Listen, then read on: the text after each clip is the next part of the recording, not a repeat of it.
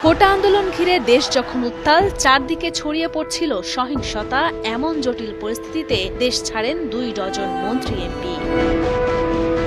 দায়িত্বশীল সূত্র থেকে জানা গেছে, গত 15 জুলাই মধ্যরাতে পরিবারের 5 সদস্যকে নিয়ে দেশ ছাড়েন সাবেক অর্থমন্ত্রী আহম মুস্তফা কামাল। এর একদিন পর 16 জুলাই লন্ডন যান মিরপুরের এমপি ইলিয়াস মোল্লা। পরে তিনি 26 জুলাই দেশে ফিরে আসেন বাংলাদেশ বিমানের একটি ফ্লাইটে।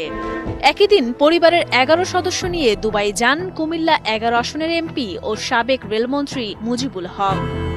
ইমিগ্রেশন সূত্রে জানা গেছে, 16 জুলাই পরিবারের 4 সদস্য নিয়ে মালয়েশিয়ায় যান প্রাথমিক ও গণশিক্ষা মন্ত্রণালয়ের প্রতিমন্ত্রী অধ্যাপক রুমানা আলী। এদিন ময়মনসিংহ 8 আসনের এমপি মাহমুদ হাসান সুমন পরিবারের 4 সদস্য নিয়ে যান সিঙ্গাপুরে এবং কুমিল্লা 8 আসনের এমপি আবু জাফর মোহাম্মদ শফিউদ্দিন যান চীনে। এখানেই শেষ নয়, 17 জুলাই রাত 1:11 হংকং এয়ারলাইন্সের একটি ফ্লাইটে অস্ট্রেলিয়ার সিডনিতে পরিবারের কাছে যান চট্টগ্রামের 1 আসনের এমপি মাহবুবুর রহমান। ঢাকা 5 আসনের আওয়ামী লীগের এমপি মশিউর রহমান মোল্লা সজল ছিলেন ভারত সফরে। 27 জুলাই দুবাই গেছেন ভোলা 4 আসনের এমপি আবদুল্লাহ আল ইসলাম জ্যাকব। সূত্র বলছে, 17 জুলাই